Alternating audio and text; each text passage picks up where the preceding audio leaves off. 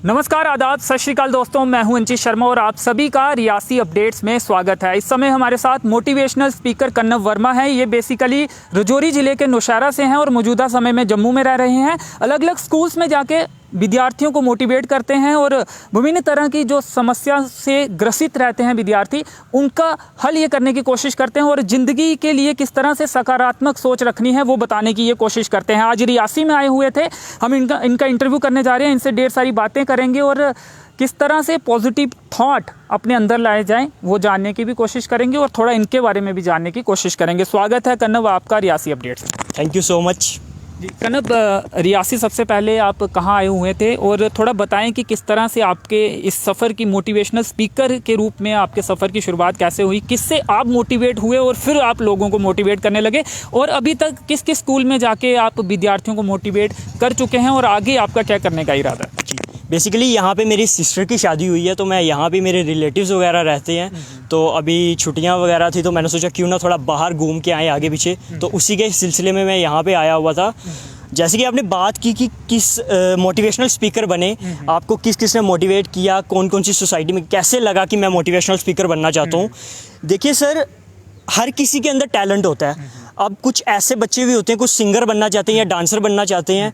पहले मुझे भी नहीं पता था कि मैं क्या बनना चाहता हूँ। आज माँ बाप बोलते हैं कि अपने बच्चों को कि एम सेट कर लो, गोल सेट कर लो, लेकिन कुछ ऐसे बच्चे भी होते हैं, मैं भी उन्हीं में ही गिना चुना हूँ, कि मेरे को भी नहीं पता था कि मैं बनना क्या चाहता हूँ। जब मैं 10th में था, जब 12th में था, फिर उसके बाद अब मैं BSc नर्सिंग कर रहा हूँ रिसेंटली। उसके साथ साथ मैं यूथ को मोटिवेट करता हूँ। मैं स्कूल्स कॉलेजेस में जाता हूँ। अब लॉकडाउन होने की वजह से स्कूल और कॉलेजेस बंद हो गए, तो सोशल मीडिया में भी थोड़ा अभी कम हो गया। मैंने सोचा जब कोविड थोड़ा ख़त्म हो जाएगा तो उसके बाद ही मैं स्कूल और कॉलेजेस में जाऊंगा। बहुत अच्छा रिस्पांस मिला, यूथ मेरे साथ जुड़ना शुरू हुआ और स्कूल्स और कॉलेजेस में इनवाइट करने लगे।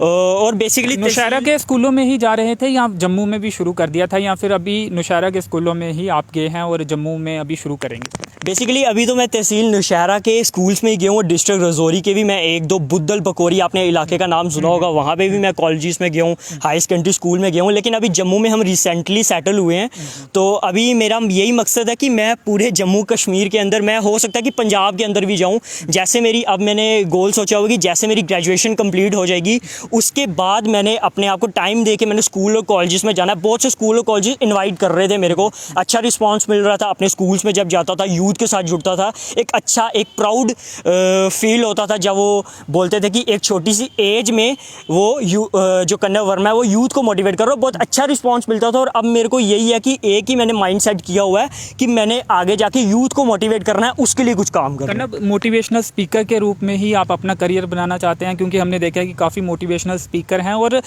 उन्होंने वो अपना प्रोफेशन भी बना लिया है, वहीं से कमाई भी करते हैं और उससे लोगों को मोटिवेट करते हैं। दोनों तरफ से भला भी होता है, मतलब अपना जो रोजी रोटी का जुगाड़ है वो भी हो जाता है। तो एज ए मोटिवेशनल स्पीकर ही आप अपने करियर को ले जाना चाहते हैं, या फिर नर्सिंग जैसा कि आपने कहा आप पढ़ाई कर रहे हैं, या उस और हेल्थ की ओर आप काम कर रहे हैं, एज ए प्रोफेशन हेल्थ को चुनेंगे? जी जी, बेसिकली मैं दोनों प्रोफेशन को चुनूंगा, क्योंकि मेरे पेरेंट्स का यही सपना था कि मैं मेडिकल, बचपन से 10th से उनका यही सपना था कि ये कुछ मेडिकल में बन जाए, आगे मेडिकल इसका स्ट्रीम हो। मरीज होते हैं उन्हें भी मोटिवेट कर सकते हैं, क्योंकि कहते हैं ना कई बार दवाई काम नहीं करती, तो वो कहीं ना कहीं उन्हें मोटिवेशन की भी ज़रूरत होती है। कोविड में भी हमने देखा कि हिम्मत हार रहे थे बहुत से मरीज, तो वहाँ पे कहीं ना कहीं मोटिवेट करने की उन्हें ज़रूरत थी और वो कुछ डॉक्टर्स या नर्सिस करते हुए भी दिखे। जी, बहुत अच्छा। इससे ये होता है ना कि अब वो डिपेंड होता है कि मेरे ऊपर कि मैं नर्सिंग में भी टाइम दूंगा। जब मान लो कि मेरी जॉब लग जाती है, मैं वहाँ पे भी टाइम दूंगा और उसके साथ साथ मैं यूथ को भी मोटिवेट करूंगा।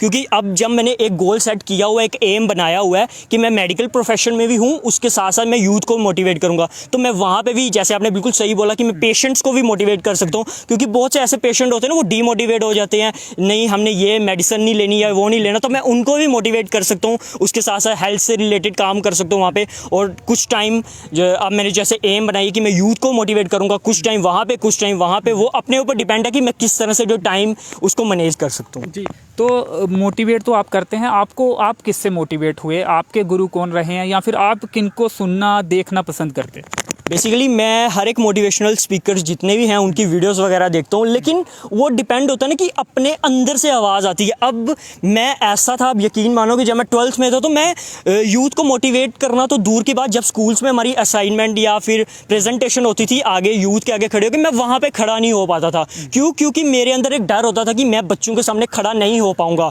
और अब मैंने एक ऐसा प्रोफेशन बना लिया कि नहीं, मैं बच्चों के सामने खड़ा हो पाऊँगा, मैं पब्लिक स्पीकर बन सकता हूँ, मैं मोटिवेशनल स्पीकर बन सकता हूँ।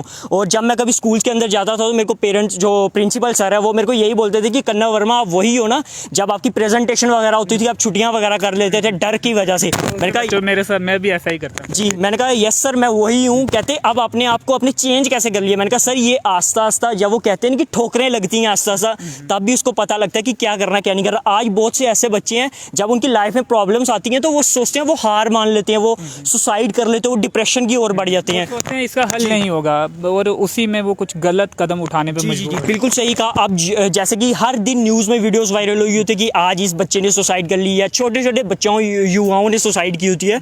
तो मैं उनको यही बोलना चाहूँगा आपके चैनल के माध्यम से कि अगर आपकी लाइफ में कोई प्रॉब्लम आ रही है, वो आपको सिखाने के लिए आ रही है। अब कुछ ऐसे भी होते हैं कि वो समझ नहीं पाते कि क्या करना है क्या नहीं करना। उस सिचुएशन में आपको क्या करना है कि आपके जो पेरेंट्स हैं, सबसे बड़े, अगर कोई मोटिवेशनल स्पीकर है, मैं हर बार स्कूल्स कॉलेजेस में जाके यही बोलता हूँ कि अगर सबसे बड़े कोई मोटिवेशनल स्पीकर हैं पूरे वर्ल्ड में तो वो हमारे पेरेंट्स हैं। इसलिए अगर कोई भी आपकी लाइफ में प्रॉब्लम है, सबसे पहले उनके साथ डिस्कशन करो। अगर आप डर की वजह से उनके साथ डिस्कशन नहीं कर पा रहे हो, तो जो आपके गुरु हैं, जो आपके आइडल, जिनको आप मानते हो कि हम इन्हीं को सारा कुछ मानते हैं, आप उनके साथ डिस्कस कर सकते हो ना। हर एक प्रॉब्लम का सोल्यूशन तो होता ही होता है। ऐसा थोड़ी है कि अगर ये प्रॉब्लम है तो आप डायरेक्ट जाके सुसाइड कर लो। बहुत से ऐसे बच्चे देखते हो और बहुत दुख होता है उस समय। इसलिए पेरेंट्स के जाके जो भी आपकी प्रॉब्लम्स है वो बताओ, हल निकलेगा ही निकलेगा, ऐसा कुछ भी नहीं है।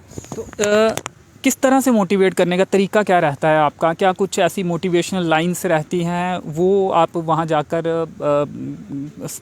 बताते हैं, या फिर और क्या तरीके रहते हैं आपके, खासकर विद्यार्थियों को, यूथ को मोटिवेट करने? देखिए, सबसे पहले तो मैं बात करता हूँ, जब भी मैं इंटरव्यू देता हूँ तो मैं बात करता हूँ। अभी कुछ दिन पहले जम्मू में मेरा एक इंटरव्यू हुआ था, तो वहाँ पे मैं गर्ल्स की सेफ्टी के बारे में बात कर रहा था कि आज जो गर्ल्स हैं वो जब बाहर जाती हैं डर महसूस करती हैं, कोई पता नहीं कब कहाँ से आ जाएगा। आज दिन ब दिन रेप्स हो रहे हैं छोटे छोटे बच्चों के साथ।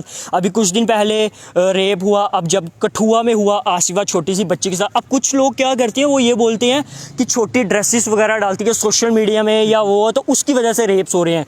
ऐसा वैसा कुछ भी नहीं है। अगर मान लो कि अगर छोटे बच्चों के रेप हो रहे हैं, अभी 6 साल या 8 साल की उसकी एज थी आसवा की, क्या वो छोटे ड्रेस वगैरह डालती थी?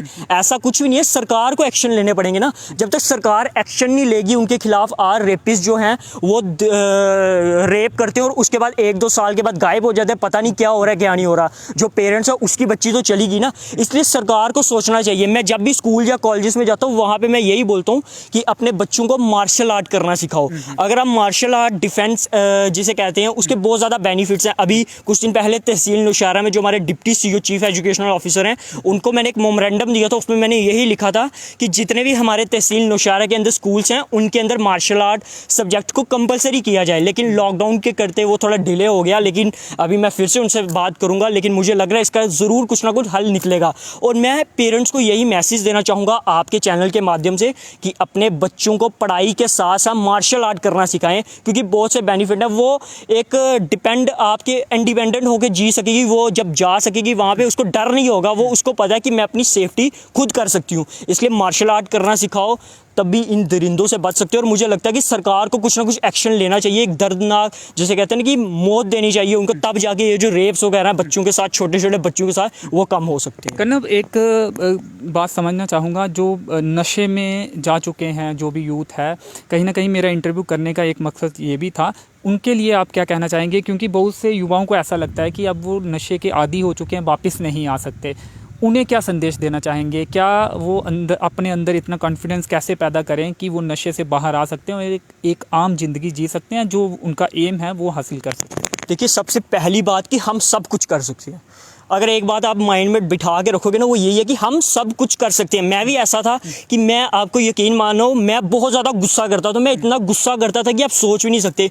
मैं हाथ तोड़ फोड़ में आ जाता था कि मैं क्या करूँगा क्या नहीं करूँगा। बहुत बार मैंने सुसाइड करने की कोशिश की, लेकिन मैंने अपने आप को समझाने की कोशिश की यही वक्त है चेंज करने का। अब मैं आगे जाके, अभी मेरी एज है 21 ईयर्स, अब मैं क्या 40 साल की या 50 साल की उम्र में जाके अपने आप को चेंज करने की कोशिश करूँगा? ऐसा कुछ नहीं है। अपने अंदर से आवाज़ निकालो कि हम सब कुछ कर सकते हैं। अगर आपके अंदर कॉन्फिडेंस होगा ना, तो हम सब कुछ कर सकते हैं, सीधी सी बात है। इसलिए जब भी, अब बहुत से ऐसे बच्चे, आपने बिल्कुल सही कहा कि हम नशा करते हैं या वो करते हैं, देखिए सबसे पहली बात है बच्चों को ये समझना चाहिए कि जब आप नशा कर रहे हो तो आपका जो फ्यूचर है वो तबाह हो रहा है ना। आप नशा करोगे, उसके साथ साथ जो आपके फैमिली मेम्बर्स होंगे या आपके फ्रेंड्स होंगे या सोसाइटी वाले होंगे, वो भी सोचेंगे कि ये क्या कर रहा है क्या नहीं कर रहा है, अपनी लाइफ भी तबाह करोगे।